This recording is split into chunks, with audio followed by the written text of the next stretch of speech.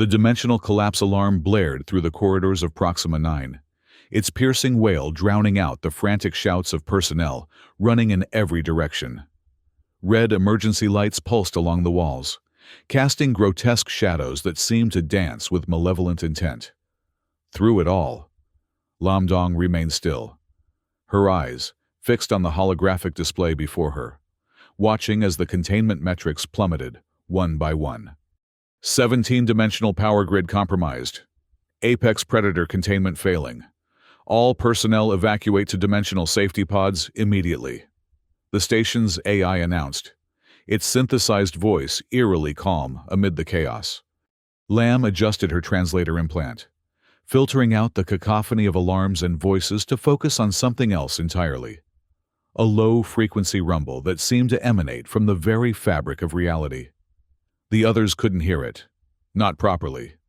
To them, it was just the terrifying roar of the most dangerous creature ever encountered by humanity. But to Lam, with her genetically enhanced auditory cortex and a lifetime of xenolinguistic training, it was something far more complex. "It's communicating," she whispered, more to herself than anyone else. Her fingers danced across the neural interface, trying to isolate the sound patterns. "Get to your evacuation pod! Dong!" barked Security Lieutenant Mai as she rushed past, pulse rifle at the ready. "That's an order!" Lam ignored her, continuing to work. The security officer paused briefly, torn between forcibly removing the linguist and responding to the greater emergency, before cursing and continuing down the corridor. She had bigger problems than one stubborn language specialist. Proxima 9 was humanity's farthest outpost in the era of faster-than-light travel, established in 2476 to study the unique properties of the dimensional boundary anomalies discovered at the edge of charted space.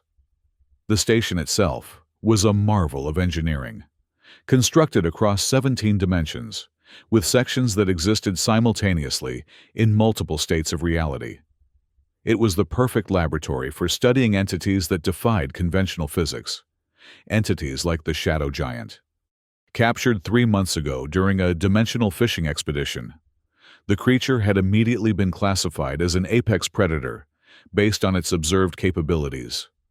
It could shift between dimensions at will, manipulate gravity fields, and appeared to consume energy directly from the quantum foam that underpinned reality itself. Most terrifying of all, it seemed to possess intelligence far beyond that of a mere animal. Lam had been fighting for access to the creature since its arrival, convinced that its vocalizations contained linguistic patterns, but Station Director Dr. Hung had dismissed her theories outright. "We don't need to understand it, Dong," he had told her condescendingly during their last confrontation. "We need to control it. When we unlock the secrets of its dimensional manipulation abilities, humanity will finally be able to expand beyond the limitations of conventional spacetime." Now, as the station trembled around her, those ambitions seemed laughably hollow. The creature was free, and all their elaborate technological safeguards had proven useless. Another roar shook the station, this one close enough to make the display before Lam flicker and distort. The lights dimmed momentarily as power was rerouted to the emergency systems. She felt a chill run down her spine, not just from fear, but from recognition. There was a pattern here, a cadence that reminded her of the call and response rituals she had documented among the crystalline entities of Epsilon Eridani. Lam made her decision. Instead of heading for the evacuation pods, she turned and ran toward the central laboratory complex, directly toward the source of the roars. The corridor leading to the central lab was eerily deserted, the evacuation having pulled all personnel away from the danger zone. Lam's footsteps echoed on the polished floor as she slowed her pace, approaching the massive reinforced doors that had been designed to contain dimensional energies far beyond what conventional matter could withstand. They stood open, their locking mechanisms fused and melted. Beyond them, the central laboratory stretched out like a cathedral to science. Ordinarily, it would be bustling with researchers.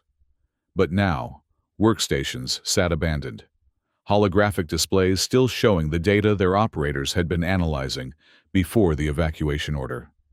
In the center of the vast chamber was the containment field, a complex geometric arrangement of 17-dimensional energy barriers designed to hold the shadow giant.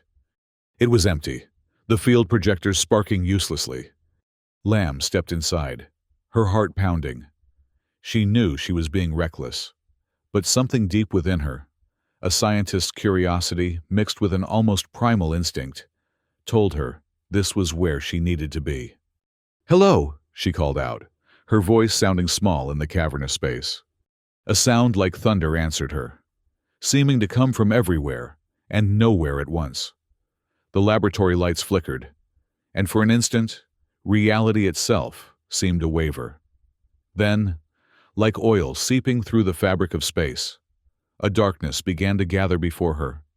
The shadow giant materialized fully, its form defying easy description. It was like a living void, absorbing light rather than reflecting it, with limbs that seemed to extend into dimensions humans couldn't perceive. What might have been a head turned toward Lamb, and though it had no visible eyes, she felt the weight of its attention like a physical pressure. It roared again, the sound rattling her bones and causing several nearby instruments to shatter. The translator implant in Lamb's ear produced nothing but static, its algorithms unable to process what they were receiving. But Lamb herself heard something else. Beneath the terrifying volume and alien harmonics, there was structure, repetition, variation, the fundamental building blocks of language. She took a step forward, ignoring every survival instinct screaming at her to run. "I hear you," she said, keeping her voice steady despite her fear. "I'm listening." The creature went still, its amorphous form seeming to contract slightly. Then it emitted a different sound, shorter, questioning. Lamb responded by mimicking the sound as closely as her human vocal cords would allow.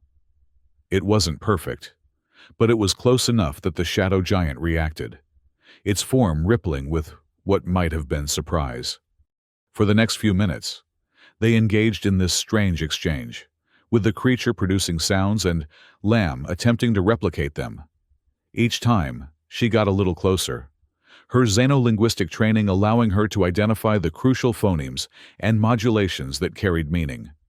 She was so absorbed in this process that she didn't notice the new arrivals until a shout broke her concentration. "What the hell are you doing, Dong?" Dr. Hung stood at the laboratory entrance, flanked by Lieutenant Mai and a squad of security personnel in full combat exoskeletons. All weapons were trained on the shadow giant, and by proximity, on Lamb herself. "Director," Lamb said, not taking her eyes off the creature, which had begun to emanate a low, continuous rumble that she interpreted as agitation. "Please tell your people to lower their weapons. They're making it nervous." "Nervous?" Hung's voice was incredulous. "That thing has killed 3 technicians, destroyed millions in equipment, and nearly collapsed the station's dimensional integrity. Back away from it slowly, and we'll handle this. If you attack it again, you'll just make things worse," Lamb insisted. "It's not being aggressive. It's trying to communicate." "That's absurd," Hung snapped. "Lieutenant, prepare to fire the dimensional disruptors on my mark." The security team began to deploy tripod-mounted devices around the perimeter of the lab. Lamb recognized them as prototype weapons developed from the station's research, designed to forcibly collapse an entity's dimensional presence, essentially flattening it into 3-dimensional space, where it could be more easily contained. "Wait!" Lamb stepped between the security team and the shadow giant. "Just give me 5 minutes. If I can't make progress by then, I'll get out of your way." Hung looked like he wanted to refuse outright. But something, perhaps the desperate conviction in Lamb's voice, or maybe just scientific curiosity, made him hesitate. 3 minutes, he said finally. "And at the first sign of aggression, we're firing, with or without you in the way." Lamb nodded and turned back to the creature, which had retreated slightly during the confrontation. She took a deep breath and produced the sequence of sounds she had been working on, a greeting pattern she had identified in the creature's earlier vocalizations. The shadow giant responded immediately, producing a complex series of rumbles and clicks that made the air vibrate strangely. Lamb's translator implant struggled to process the input, but she could feel herself beginning to grasp the underlying patterns. "It's asking something," she said over her shoulder. I think it's asking who we are, or what we're doing here." "That's impossible," Hung muttered, but there was a note of uncertainty in his voice now. "Our preliminary brain scans showed nothing resembling linguistic centers. Your scans were looking for brain structures analogous to human ones," Lamb replied, still focused on the creature. "This entity exists across multiple dimensions. Its cognitive processes would be distributed in ways we can barely comprehend." She continued the exchange with the shadow giant, each iteration bringing greater clarity. Her translator implant was beginning to adapt, providing rough approximations of meaning that she could refine with her own intuition and expertise. "It's lost," she said suddenly, the realization dawning on her. "Or separated. It's looking for others like itself." "Others?" Lieutenant Mai's voice was tense. "There are more of these things?" Lamb nodded slowly. "I think it's young, or whatever passes for young among its kind. It was calling for help when we captured it. That's why it was making those sounds we interpreted as roars." She turned to face Hung directly. "We didn't capture a predator, Director. We kidnapped a child." The silence that followed was broken by another rumble from the shadow giant. This one softer, almost plaintive. Lamb responded with what she hoped was a reassuring sequence of sounds. "What are you telling it?" Hung demanded. "That we didn't understand, but we do now. That will help." Lamb took another step toward the creature. "I think I can pronounce its name, or at least the sound it uses to identify itself." "Its name," Hung sounded skeptical, but there was also a hint of fascination breaking through his professional demeanor. Lamb didn't respond to him. Instead, she focused entirely on the shadow giant, mentally reviewing the patterns she had identified. Then, gathering her courage, she whispered a sound unlike anything human vocal cords were meant to produce, a complex harmony that seemed to resonate across multiple frequencies simultaneously. "Krelix."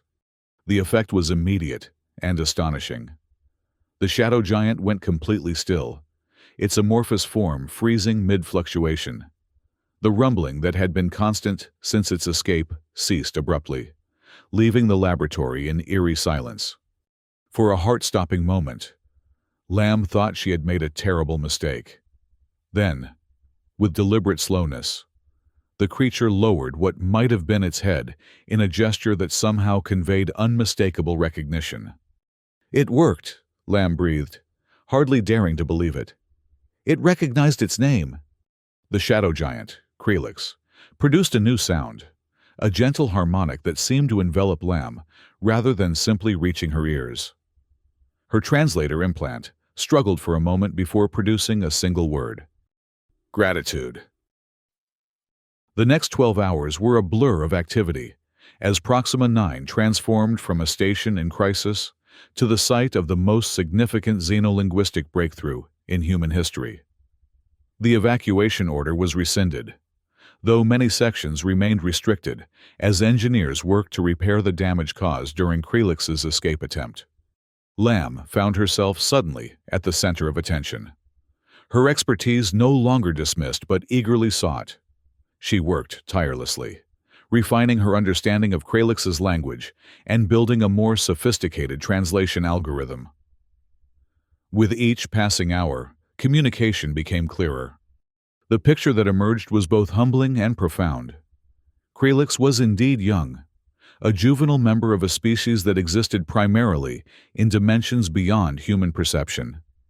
They called themselves the Void Shapers, beings who navigated the complex topology of multidimensional space as easily as humans walked across a room.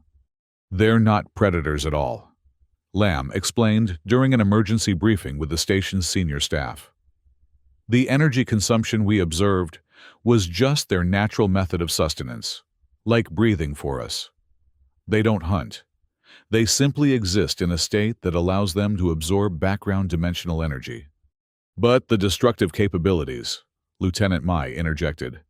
We all saw what it did to the containment systems. Imagine being trapped in a two-dimensional prison, Lamb replied. Flattened, constrained, unable to move properly or communicate. Wouldn't you struggle? Break things in your desperation to escape? That's what our containment field was doing to Krelix. Dr. Hung, who had been uncharacteristically quiet during the briefing, finally spoke up. If what you're saying is true, Dong, then we've made a grave error in our approach. His admission visibly cost him, his pride warring with scientific integrity. But that still leaves us with a serious problem. We have a dimensionally powerful entity on our station, one that has already demonstrated it can wreak havoc on our systems. What do we do with it? We help it get home, Lamb said simply. Krelix was separated from its family group, I suppose you could call it, during what seems to be a normal developmental journey. They travel through dimensional space as part of their maturation process, learning to navigate and manipulate the fabric of reality. Krelix strayed too close to the boundary anomalies we've been studying and became disoriented. You're suggesting we just let it go? Hung asked incredulously. I'm suggesting we help it reconnect with its kind, Lamb corrected. And in the process, maybe establish the first peaceful contact with a multi-dimensional species. Think of what we could learn. Director. Not by dissecting and experimenting, but by communicating. The debate that followed was heated, with the security team arguing for caution and the scientific staff divided between curiosity and concern. Through it all, Krelix waited patiently in the central laboratory, no longer restrained by technological barriers, but staying voluntarily, seemingly understanding that Lamb was advocating on its behalf. In the end, pragmatism tipped the scales.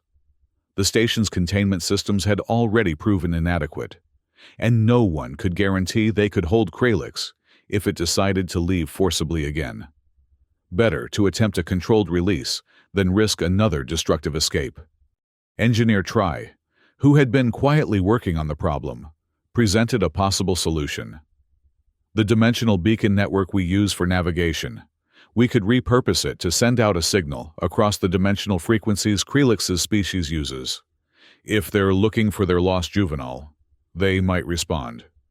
Dr. Hung reluctantly authorized the attempt, though he insisted on maintaining full security protocols during the process. If this goes wrong, Dong, he warned Lamb privately, it will be on your head. She accepted this burden without complaint, her confidence in her understanding of Krelix unwavering. Over the next several hours, she worked with Tri to calibrate the dimensional beacon, using patterns derived from Krelix's own vocalizations to create a signal that would be recognizable to the Void Shapers. As they worked, Lamb continued her conversations with Krelix, each exchange bringing new insights. She learned that the Void Shapers had been aware of three-dimensional species, like humans for eons, but had generally considered them too limited to be of interest. Krelix, with the curiosity of youth, had a different perspective. You're the first of your kind to really try to speak with one of us. Lamb's translator rendered from Krelix's harmonic utterances. Others have captured, studied, feared. You listened.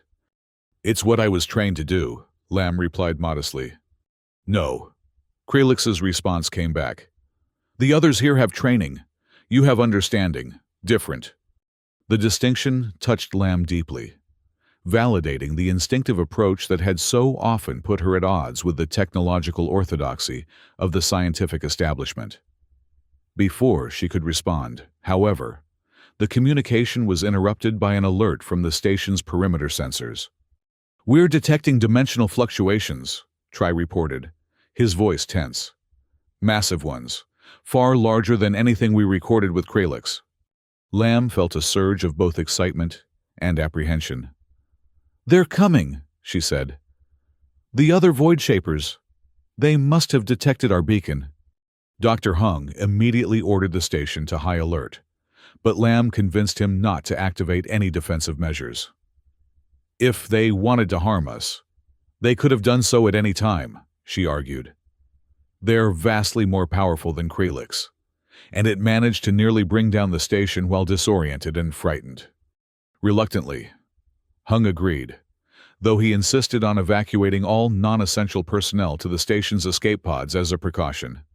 Lamb, Hung, Tri, and a skeleton crew remained, gathered in the observation dome that crowned Proxima 9's uppermost level. Through the transparent alloy of the dome, they had a panoramic view of the dimensional boundary anomalies that surrounded the station, rippling curtains of energy that marked the edge of conventional spacetime. These anomalies, usually a subtle prismatic shimmer against the backdrop of stars, were now pulsing with intense light, folding and unfolding in patterns that hurt the human mind to observe directly. "They're here," Lamb whispered, feeling Krelix's excitement through the translator implant that now served as a constant connection between them. "They're just perceiving us from multiple dimensional perspectives before making full contact." As if in response to her words, the dimensional anomalies began to coalesce, forming structures of light and shadow that extended into the space around the station. These structures were not truly visible to human eyes. Rather, they were four-dimensional projections, casting three-dimensional shadows, the only aspect of the void shapers that could be perceived within the limitations of human biology. Even these shadows were breathtaking, geometric forms of impossible complexity that shifted and flowed with organic grace. They surrounded the station, not threatening but curious, like giants examining an intricate miniature. Krelix, who had been brought to the observation dome for this moment, began to emit a complex sequence of harmonics. A greeting, Lamb realized, or perhaps an explanation to its kin. The shadowy projections responded with their own harmonics, vibrations that made the very structure of Proxima 9 resonate like an instrument. "What are they saying?" Hung asked, his scientific curiosity finally overwhelming his caution. Lamb listened intently, her translator implant processing the overwhelming input as best it could. "They're thanking us, I think, for caring for Krelix, and they're curious about how we managed to communicate." One of the shadow projections extended toward the dome, not touching it but hovering just outside. Lamb felt a gentle pressure in her mind, not intrusive, but questioning. "They want to know if they can speak with me directly," she said, looking to Hung for permission. The director hesitated only briefly before nodding. "Just be careful," he cautioned.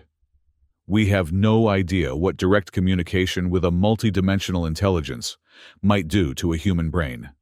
Lamb stepped forward, placing her hand against the transparent alloy of the dome, closest to the shadow projection. "I'm ready," she said, both to Hung and to the waiting void shaper. The contact, when it came, was nothing like she had expected. There was no overwhelming flood of alien thoughts, no incomprehensible visions of higher dimensions. Instead, there was a sense of careful restraint, of a vast intelligence deliberately limiting itself to accommodate her human limitations. "You have shown wisdom beyond your dimensions," came the thought, not in words but in concepts that her mind translated into language. Few species so young reach beyond their perceptual boundaries with understanding rather than fear. "We have much to learn," Lamb replied, speaking aloud, though she knew the communication was not dependent on sound. "Until today, we didn't even know beings like you existed. And we had forgotten the value of communicating with beings like you," came the response. "Krelix has reminded us. Perhaps there is potential for exchange between our kinds, carefully managed to bridge the dimensional differences." The conversation continued, covering concepts that stretched the limits of human language and thought. The Void Shaper explained aspects of their existence, how they perceived time as a spatial dimension, how they shaped the fabric of reality as their art form, how they had evolved beyond the constraints of singular consciousness to exist as both individuals and collective. Throughout it all, Lamb maintained the connection, serving as the bridge between species separated by fundamental differences in their very existence. She was dimly aware of Hung and the others, watching in astonished silence, of Kralix's harmonic sounds expressing joy at the reunion. But her focus remained on the delicate task of understanding and being understood. Finally, reluctantly, she felt the Void Shaper begin to withdraw. "We must depart this region of limited dimensions," it explained. "Prolonged exposure is not beneficial for our kind, especially for one as young as Kralix. But we will remember this exchange." "Will we see you again?" Lamb asked, surprising herself with how much she hoped the answer would be yes. "Time is different for us," came the enigmatic reply. "But pathways once opened are seldom truly closed. Watch for patterns in the dimensional boundaries. We may find ways to communicate again." With that, the mental connection gently dissolved. Lamb stepped back from the dome, suddenly aware of how exhausted she was. The shadow projections outside began to retreat, folding back into the dimensional anomalies from which they had emerged. Kralix approached her one last time, its amorphous form somehow conveying gratitude despite its alien nature. It produced a final harmonic sequence that her translator rendered simply, "Friend Lamb, remember Kralix?" "I will," she promised, her voice thick with emotion she hadn't expected to feel for a being so different from herself. "Safe journey." Kralix's form began to dissolve, not disappearing, but rather expanding, becoming less concentrated as it prepared to transition back to its natural dimensional state. In its final moments of visibility, it produced a sound that wasn't meant to be language at all, just a pure expression of joy that needed no translation. Then it was gone, following its kin back into the complex geometries of the dimensional boundary anomalies, which flickered briefly before settling back into their usual prismatic shimmer. The observation dome was silent for a long moment before Dr. Hung cleared his throat. "Well, Dong," he said, his voice betraying his struggle to process what he had witnessed. "It seems I owe you an apology. Your unconventional approach has proven its worth today." Lamb accepted this with a nod, too tired for triumph or vindication. "We should prepare a complete report for Earth," she said instead. "This changes everything we thought we knew about dimensional physics, xenobiology, linguistics." "Indeed," Hung agreed. "Though I suspect much of what transpired today will be difficult to convey to those who weren't present to witness it." Lamb smiled faintly. "That's always the challenge of translation, Director. Finding ways to bridge the gap between different ways of experiencing reality." As the station began the process of returning to normal operations, Lamb lingered in the observation dome, watching the dimensional anomalies. She activated her personal recorder and began to speak, documenting everything while it was still fresh in her mind. This would be her life's work now, interpreting this first contact, preparing humanity for the possibility of more extensive communication with the Void Shapers, building the foundation for a relationship between species separated by dimensions rather than mere space.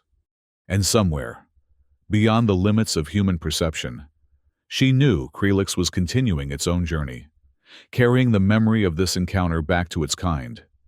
A bridge had been built today, however tenuous, and Lamb was determined to maintain it.